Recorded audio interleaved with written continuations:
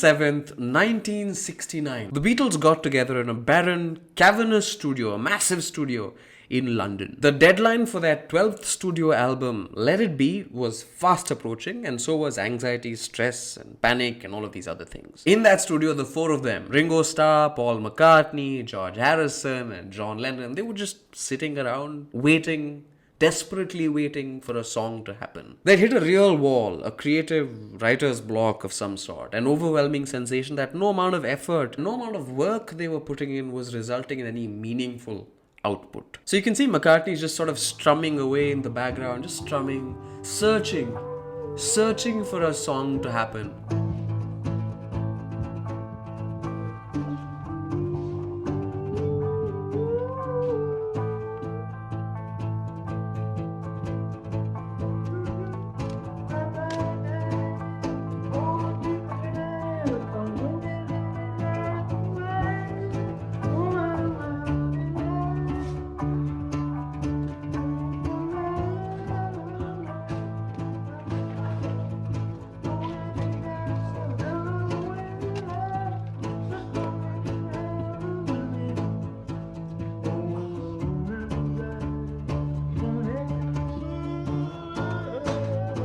And in a matter of minutes, something clicks. He improvises, and Beatles' classic Get Back is born out of nowhere.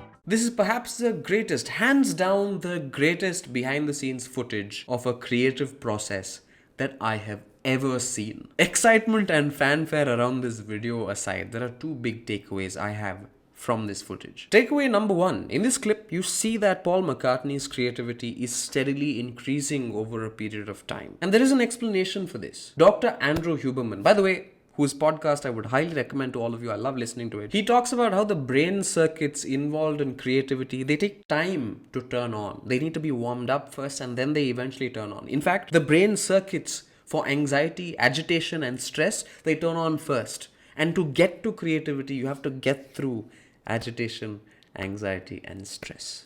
He uses three common analogies to explain this phenomenon.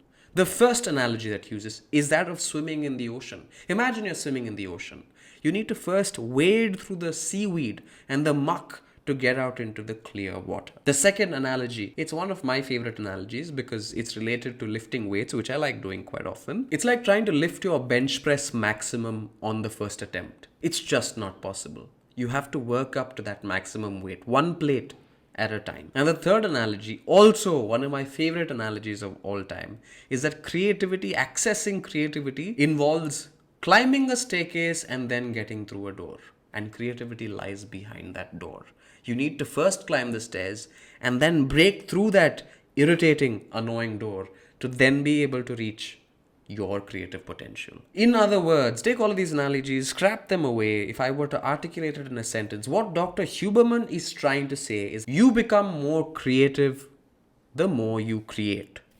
Period. Takeaway number two, my second big takeaway from this entire episode is something Paul McCartney said in a lot of his interviews. I've heard Paul McCartney talk about his songwriting process and how the Beatles used time as a filter to decide which songs would go onto an album and which wouldn't. When the Beatles were starting out, there were no real recording devices. You couldn't really use cassettes and CDs to record what you were strumming or what you were jamming. You just sort of, if there was something good that you stumbled upon, you simply had to remember it. And even though this is a disadvantage, the Beatles didn't see this as a disadvantage. They saw it as the glass half full instead of the glass half empty.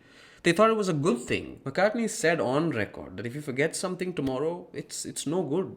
How can he expect the public to remember something when he can't remember it himself? So they realized very quickly that they weren't writing memorable songs because they wanted the songs to be memorable, but because they simply had to remember them in order for them to make these songs. So they were by default memorable. Similar to the way in this clip, Paul McCartney is just starting off by mumbling words that don't really mean anything. He's just blurting out sounds here and there, and eventually the words "get back" emerge from his mouth and the song is magically created. A similar process is followed by the famous singer John Legend. John Legend has gone on record to say that most of his songs start off as a mumble track, where he's just mumbling words and sounds, and eventually, with rhythm, the lyrics eventually emerge. Stay tuned for more such videos every Tuesday and Friday at 12 p.m. IST. Catch you next time.